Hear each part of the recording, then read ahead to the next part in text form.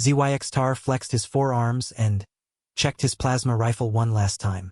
The Karathi warrior had fought in 17 different star systems, each one bringing glory to his people and expanding their empire. His purple carapace bore the scars of countless battles, each mark a testament to his skill and courage. Today would be different, though. Today he would face the humans for the first time. The briefing had been strange. His commander spoke in hushed tones about these new enemies, warning the assault forces about unusual tactics and unpredictable behavior. ZYX-Tar had laughed along with his squad mates. How dangerous could these soft, pink creatures really be? They had no natural weapons, no thick shells, no venomous fangs. Their technology seemed adequate but nothing special. The intelligence reports showed they had only been in space for a few hundred cycles, barely enough time to learn proper warfare. Remember, squad leader Thakmol had said during the final briefing, "These humans fight strangely. Do not let their appearance fool you. Treat them as serious threats." The older warrior's mandibles clicked nervously as he spoke, which puzzled ZYX-Tar. Thakmol had never shown fear before, not even when facing the crystalline warriors of Vex Prime. The transport ship shuddered as it dropped out of hyperspace near the human colony world of New Geneva. Through the viewport, ZYX-Tar could see a green and blue planet similar to many others they had conquered. Orbital defenses were minimal, just a few scattered defense platforms that their fleet was already destroying. The humans seemed woefully unprepared for a proper invasion. "Easy victory," muttered Kexhan, ZYX-Star's battle partner. The young warrior was eager to prove himself in combat, having only participated in 3 previous campaigns. "These humans will run at the first sight of our forces." ZYX-Tar nodded in agreement, though something nagged at the back of his mind. The intelligence reports had mentioned something about human resistance being persistent. He dismissed the thought. Every species fought hard when defending their homes. It meant nothing special. The drop pods launched with familiar violence, throwing the assault troops toward the planet's surface. ZYX-Tar loved this moment, the anticipation building as the ground rushed up to meet them. Soon he would be in glorious battle again, adding another victory to his record. The pod's retro rockets fired at the last moment, cushioning their landing in what appeared to be a farming region outside one of the human cities. As the pod door hissed open, ZYX-Tar breathed in the alien air and stepped onto human soil for the first time. The landscape was ordinary enough, rolling hills covered in green vegetation. In the distance, he could see geometric shapes that marked human buildings. Everything seemed quiet and peaceful. "Advance formation," Thakmol ordered through the communication system. "Remember your training and watch for ambushes." The Karathi forces moved forward in their traditional battle formation, a wedge shape that had proven effective against dozens of different species. Their plasma weapons hummed with ready energy, and their enhanced vision scanned for any signs of human defenders. The colony appeared to be evacuated, which was disappointing but not surprising. Most civilized species had the sense to flee when faced with Karathi military might. They had marched for perhaps 10 minutes when the first shot rang out. Not a plasma burst or energy beam, but a sharp crack that echoed across the valley. Immediately, Vorthak, one of the warriors on the left flank, stumbled and fell. Green blood poured from a hole that had appeared in his chest armor. "What kind of weapon was that?" Kexhan asked, confusion clear in his voice. Thakmol's mandibles clicked rapidly, a sign of extreme agitation. "Chemical propellant projectiles. Ancient technology, but effective." More cracks echoed from the surrounding hills. Another warrior fell, then another. ZYX-Tar spun around, trying to locate their attackers, but saw nothing except empty landscape. The humans were hiding, shooting from concealment like cowards rather than facing them in honorable combat.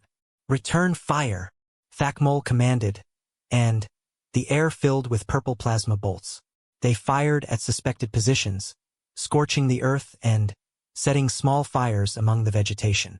But the enemy shots continued to come from multiple directions, picking off warriors with precision that was both impressive and infuriating. There! ZYX-Tar spotted movement behind a rock formation perhaps 300 meters away. He aimed carefully and sent a plasma bolt that melted the stone to slag. But the shooting continued from that same area, as if his target had somehow survived or been replaced. This pattern continued for nearly an hour.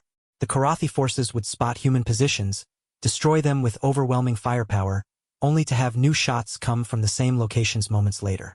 It was as if the humans could rebuild their positions instantly or had multiple fighters in every spot. "How many of them are there?" Kexhan asked, his voice strained with frustration. The young warrior had been eager for glorious battle, not this frustrating game of hiding and seeking. "Unknown," Thakmol replied grimly. Intelligence suggested minimal resistance. This level of coordination indicates significant preparation. As if summoned by his words, the human attacks suddenly intensified. Explosions erupted around them, not from plasma weapons but from crude chemical devices hidden in the ground. Several warriors were wounded by flying metal fragments, their armor cracked and bleeding. The humans were using primitive but effective mine warfare. "Advance to that building cluster," Thakmol ordered, pointing toward what appeared to be a small farming complex. "We need better defensive positions." They moved forward under constant harassment. Human shooters appeared briefly to fire before vanishing again. Sometimes ZYXTAR was sure he had killed a human, only to have another shot come from the exact same position minutes later. It was maddening and unlike any warfare he had experienced before. The farming complex consisted of several simple structures built from local materials. As they approached, the human fire intensified, but they finally reached the buildings and took cover behind the walls. For the first time since landing, ZYXTAR felt relatively safe from the invisible enemy. "Check the buildings," Thakmol ordered. "Clear them one by one." ZYXTAR and Kexhan moved toward the largest structure, a rectangular building that appeared to be a storage facility. The door had been left open, which immediately raised ZYXTAR's suspicions. In his experience, fleeing civilians always secured their homes before leaving. They entered carefully, weapons ready. The interior was dark and filled with farming equipment. Everything appeared normal until Kexhan stepped on something that clicked softly underfoot. Both warriors froze. "Tropp, Sixtar whispered." The explosion was tremendous, bringing down half the building and throwing both warriors against the remaining walls.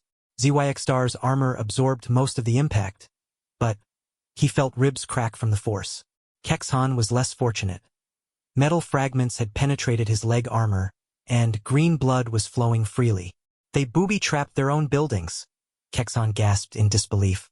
"What kind of warriors destroy their own property?" ZYXTAR helped his partner to his feet, mind reeling from this revelation. The humans had not simply fled their homes. They had turned them into weapons, knowing that enemy forces would seek shelter there. It was tactically sound but seemed almost insane from a cultural perspective. What species would so readily sacrifice their own possessions for military advantage? Outside, the battle continued. Through gaps in the damaged wall, ZYXTAR could see more of his squad mates falling to the relentless human attacks. The invisible enemy seemed to be everywhere and nowhere, striking without warning and disappearing before retaliation was possible.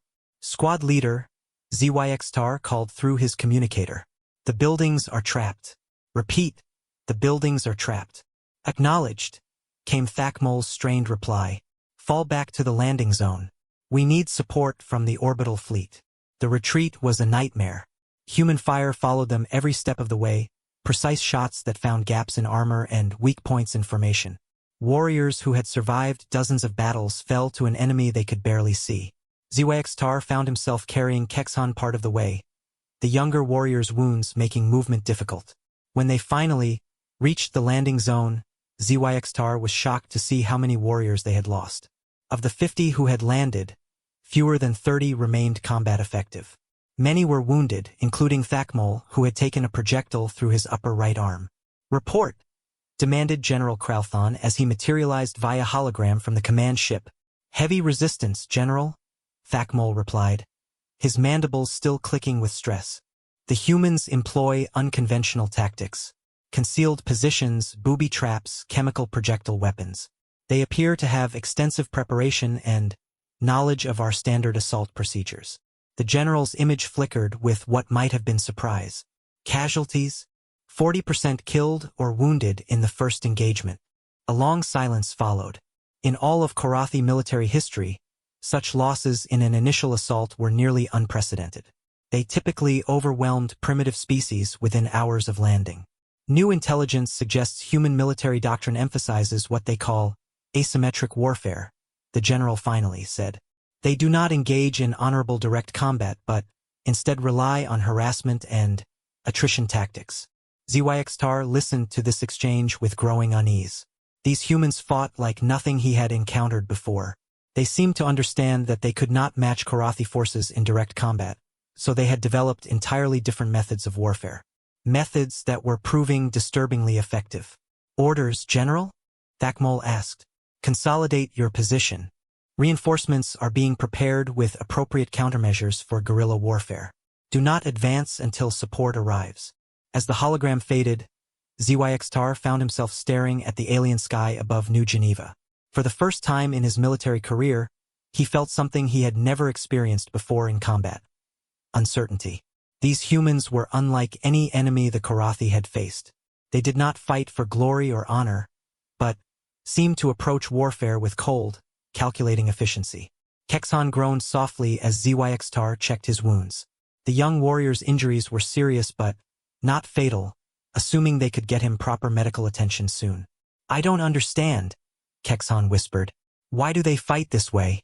Where is their honor? ZYXTAR had no answer.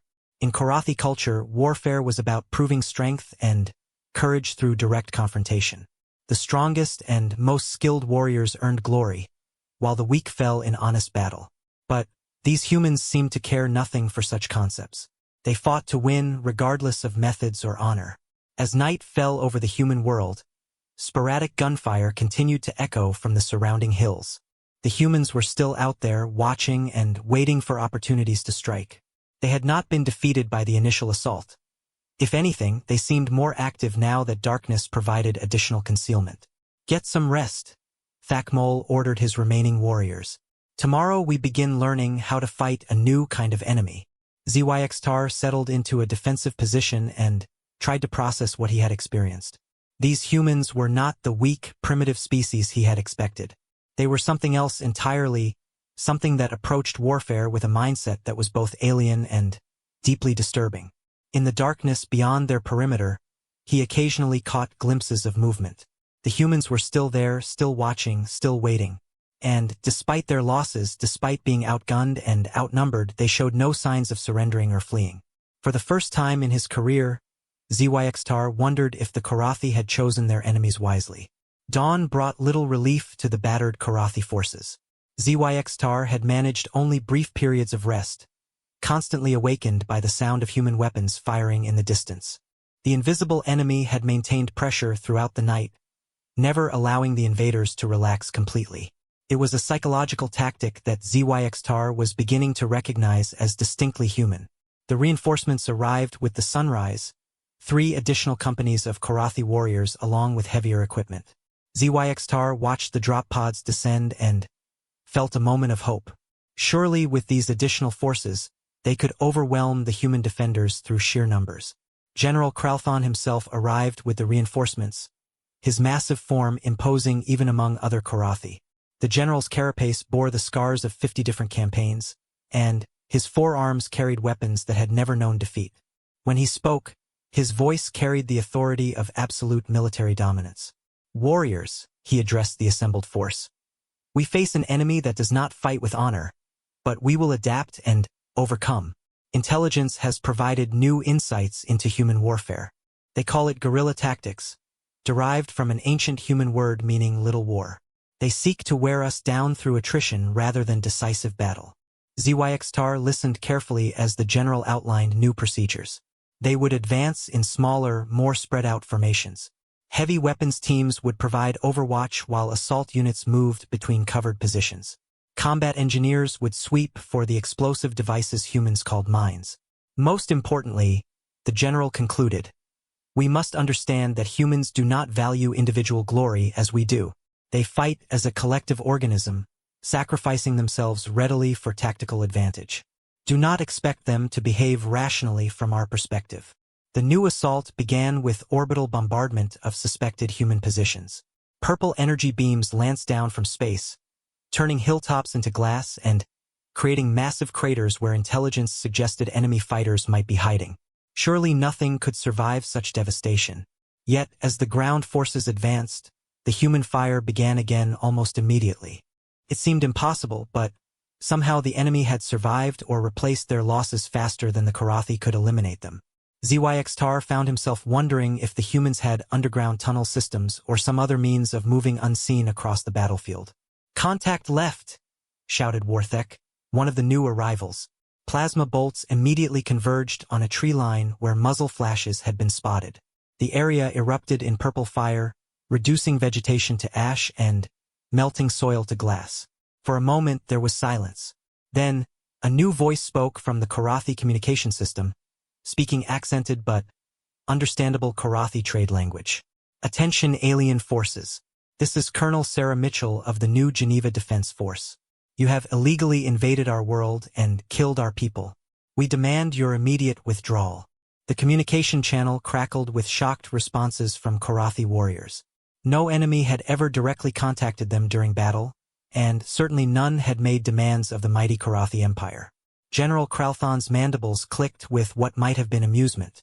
"Human Commander, I am General Kralthon of the Karathi Fourth Fleet. Your resistance is futile. Surrender now and your deaths will be swift." "Negative, General," came the human reply. "We don't surrender to invaders. We've studied your people extensively. We know your tactics, your weaknesses, and your cultural blind spots. You're about to learn why humanity has survived everything our galaxy has thrown at us." ZYX-Tar felt a chill run through his carapace at the human's confident tone. This Colonel Mitchell spoke with the assurance of someone who held significant advantages, not a desperate defender facing overwhelming odds. "Interesting," General Kralthon replied. "You claim to know our weaknesses. Enlighten me." "Your warriors fight for individual glory and honor," the human voice continued. "You advance in predictable formations because they've brought you victory before. You assume that superior firepower and numbers guarantee success. Most importantly, you cannot conceive of an enemy that fights without regard for honor or fair play." As if to punctuate her words, explosions erupted throughout the Karathi formation. Not the concentrated blasts of mines, but smaller charges that seemed designed to wound rather than kill. Warriors screamed as metal fragments tore through joints in their armor, causing painful but non-fatal injuries. "Medic!" The cry went up from multiple positions as wounded warriors called for aid. ZYX-Tar moved to assist a fallen comrade and noticed something disturbing. The explosive devices had been precisely placed and timed to create maximum disruption while conserving the humans' limited resources. "They're fighting to wound, not kill," he reported to Thakmol, "creating casualties that require care and evacuation rather than simply trying to eliminate us." The squad leader's mandibles clicked rapidly as he processed this information. "Efficient. Wounded warriors consume more resources than dead ones." The human colonel's voice returned to their communication channel. "You're beginning to understand, General. We don't fight your kind of war. We fight our kind of war. Every wounded soldier you evacuate reduces your combat strength. Every resource you spend treating injuries is a resource not available for assault operations." More explosions echoed across the battlefield, followed by the distinctive crack of human kinetic weapons. Warriors fell or dove for cover as projectiles punched through armor with disturbing accuracy. ZYX-Tar was beginning to realize that the humans had been studying Karathi equipment as well as tactics, identifying exactly where their armor was weakest. "General," Warthek called over the communication system, "we're receiving massive casualties from weapons that shouldn't be able to penetrate our armor." "Explain," General Kralthon demanded. "The projectiles appear to be enhanced. Some kind of depleted heavy metal core with chemical accelerants. They're specifically designed to defeat our defensive systems." ZYX-Tar absorbed this information with growing unease. These humans had not only studied Karathi tactics, they had reverse-engineered captured equipment and developed specific countermeasures. The level of preparation was staggering. "How long have they been planning this resistance?" Kexhan asked weakly. The young warrior was being treated by a combat medic but remained conscious. "Unknown," ZYX-Tar replied, "but clearly much longer than we anticipated." The human attacks continued throughout the day, following patterns that became increasingly sophisticated. They would strike from one direction, drawing Karathi attention, and fire only to have the real attack come from an entirely different angle. When the aliens adapted to this tactic, the humans shifted to simultaneous multi-directional assaults that stretched defensive capabilities to their limits. Most disturbing was their apparent intelligence network. The humans seemed to know exactly when and where the Karathi would move, often having weapons positioned precisely where they would cause maximum disruption. It was as if they could predict every tactical decision before it was made. "General," reported the communication officer, "we're detecting multiple human observation posts throughout the area. They appear to have been watching us since we landed." "Destroy them," Kralthon ordered. "Sir, every time we eliminate an observation post, another one appears in a different location within minutes. They seem to have an unlimited supply of observers." ZYXTAR began to understand what made these humans so dangerous. They did not fight as individuals seeking personal glory, but as components of a larger organism dedicated entirely to battlefield success. Every human death was immediately replaced by another fighter who continued the mission without pause or mourning. As the second day of fighting drew to a close, the Karathi forces had made virtually no progress toward their objectives. They held the same positions they had established the previous evening, having gained nothing despite overwhelming firepower advantage and numerical superiority. "This is impossible," Kexhan said during a brief lull in the fighting. "How can such a primitive species resist our assault?" "They're not primitive," Thakmol replied grimly. "Their technology is different, but their tactical thinking is highly advanced. They've turned our own strengths against us." That night, the human psychological operations intensified. Recorded messages played from hidden speakers scattered around the battlefield, speaking in perfect Karathi about the futility of the invasion and the inevitable defeat of the Empire. They described previous human conflicts with disturbing detail, explaining how they had defeated seemingly superior enemies through patience and adaptability. "Your empire has conquered 47 different species," one message announced. "But you've never faced anything like humanity. We don't fight for territory or resources. We fight for survival. And we've been practicing survival for thousands of years." ZYXTAR tried to sleep but found himself listening to these psychological attacks despite his training. The humans spoke of wars that lasted decades, conflicts where entire generations grew up knowing nothing but resistance against occupying forces. They described tactics of attrition that had broken empire after empire throughout human history. "We don't need to defeat you in open battle," another message continued. "We just need to make your victory too expensive to maintain. Every day you remain here costs your empire resources that could be used elsewhere. Eventually, your leaders will decide we're not worth the investment." The strategic thinking behind these messages was sophisticated beyond anything ZYXTAR had encountered. The humans weren't just fighting the invasion. They were fighting the economic and political will that sustained it. They understood that military victory was only one component of successful resistance. Dawn of the third day brought a new development. Human aircraft began appearing over the battlefield, not the advanced fighters that Karathi intelligence had reported, but simple propeller-driven craft that seemed to belong in a museum. Yet these primitive aircraft proved remarkably effective at harassment operations, dropping small explosives with precision before disappearing into cloud cover. "How are they avoiding our air defense systems?" demanded General Kralthon as another aircraft dropped ordnance dangerously close to his command post. "Sir, the aircraft are too small and slow for our targeting systems," reported the air defense coordinator. "Our weapons are designed to engage fast-moving spacecraft, not slow atmospheric craft." "Then use personal weapons." "We've tried, sir. The aircraft are coated with some kind of radar-absorbing material and use unpredictable flight patterns. By the time we acquire a target, they've already departed the area." ZYXTAR watched one of the human aircraft circle overhead and marveled at the tactical innovation. Rather than competing directly with superior Karathi aerospace technology, the humans had chosen to use equipment so primitive that advanced countermeasures were ineffective against it. The psychological impact was as significant as the physical damage. Karathi warriors, accustomed to dominating the battlefield through technological superiority, found themselves frustrated by enemies using weapons that belonged in historical displays. "Colonel Mitchell," General Kralthon's voice carried new respect when he contacted the human commander. "Your forces fight with impressive creativity." "Thank you, General. We've had good teachers. Explain. Every species your empire has conquered taught us something about how to fight you. We studied your previous campaigns extensively. Each victory you celebrated became a lesson in our military academies.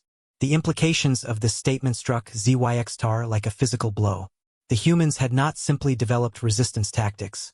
They had systematically analyzed decades of Karathi military history. Every successful invasion, every tactical innovation, every strategic decision had been studied and countermeasures developed. Impossible. General Kralthon's voice carried doubt for the first time. You are a newly contacted species.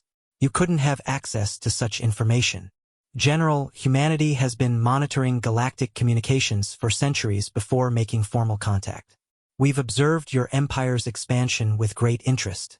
We know how you fight, how you think, and most importantly, how you can be beaten. Silence followed this revelation as its implications sank in. The humans had been preparing for war with the Karathi Empire long before first contact had been established. They had spent generations developing countermeasures for tactics and strategies they had never personally faced. Why reveal this now? The general asked. Because we want you to understand something, General. This colony is expendable to us. We evacuated everyone who wanted to leave and armed everyone who chose to stay. We're prepared to turn this entire world into a lesson that your empire will never forget. ZYX-Tar felt his certainty crumbling as he processed the human leader's words. These defenders weren't fighting to save their homes. They were fighting to send a message to the entire Karathi Empire. New Geneva had been transformed into a demonstration of human military capabilities.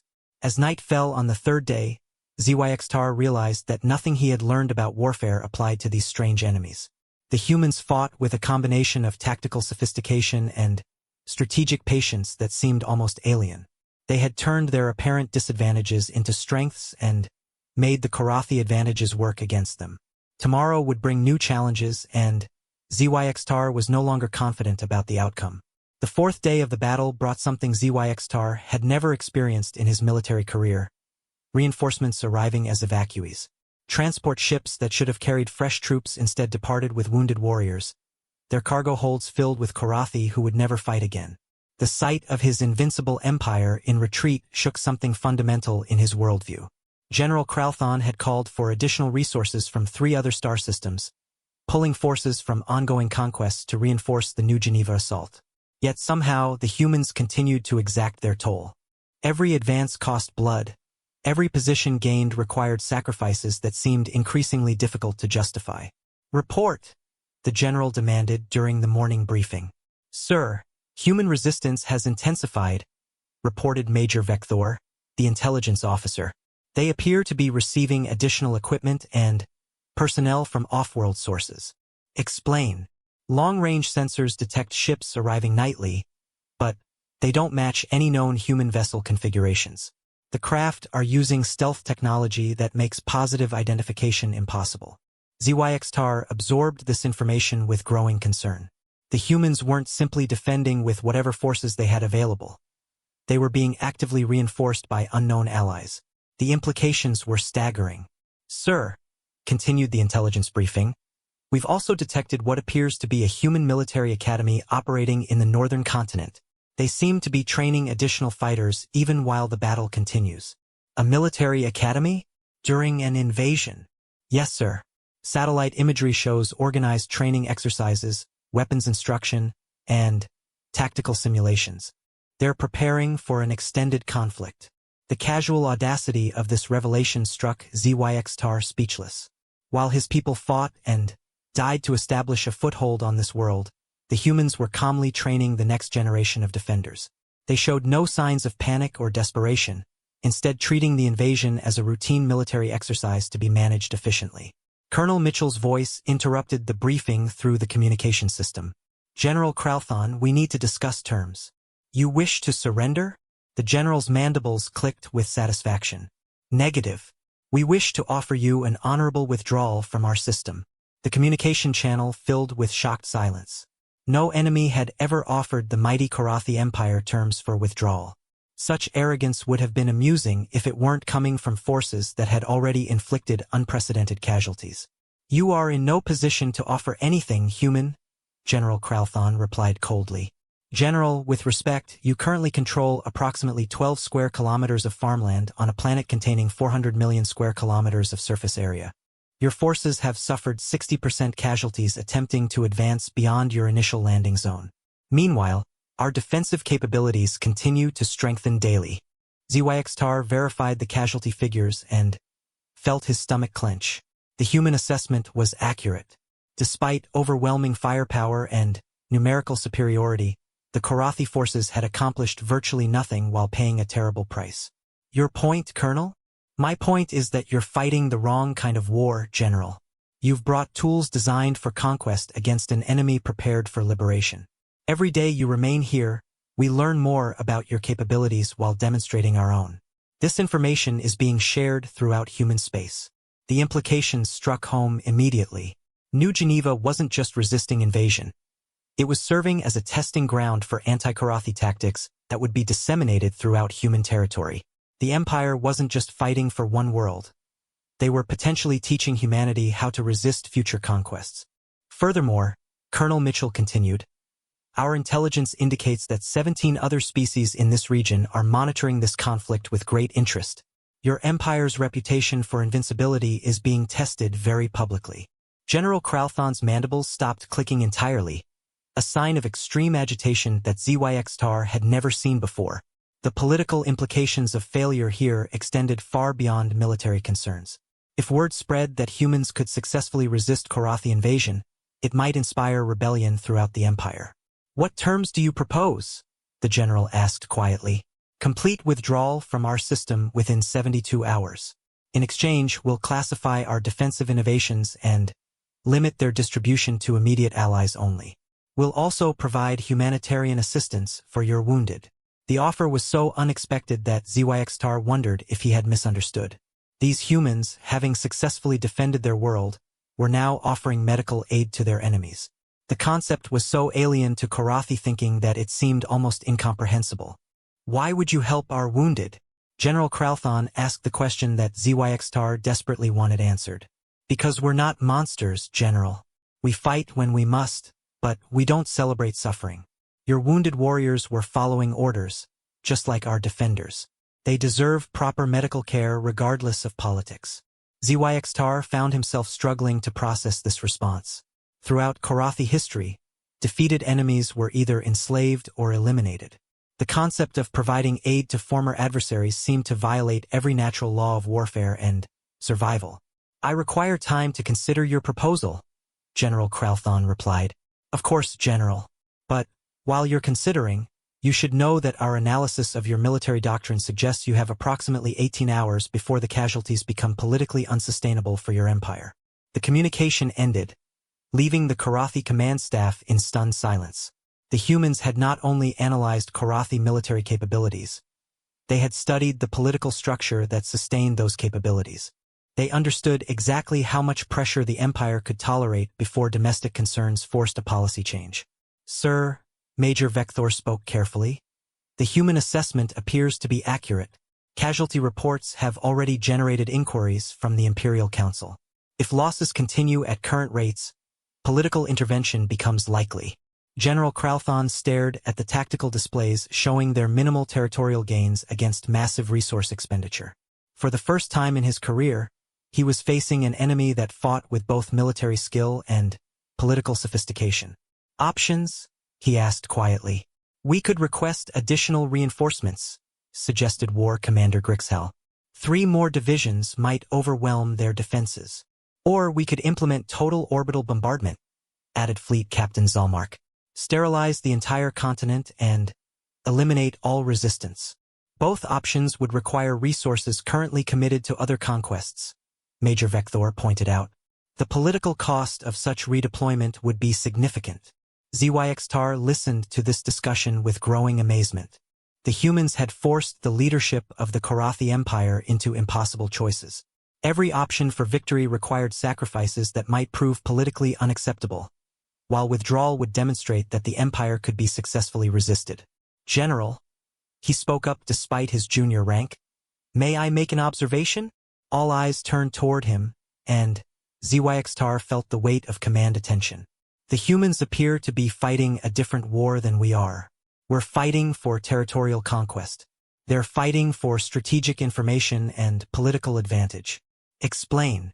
Sir, they've turned this entire conflict into a demonstration. Every tactic they use, every innovation they deploy, every casualty they inflict serves to prove that human resistance is possible. They're not trying to defeat us militarily. They're trying to defeat us strategically by making conquest too expensive to maintain. The briefing room fell silent as the implications of this analysis sank in. The humans weren't just defending New Geneva. They were rewriting the fundamental assumptions that made Korathi expansion possible.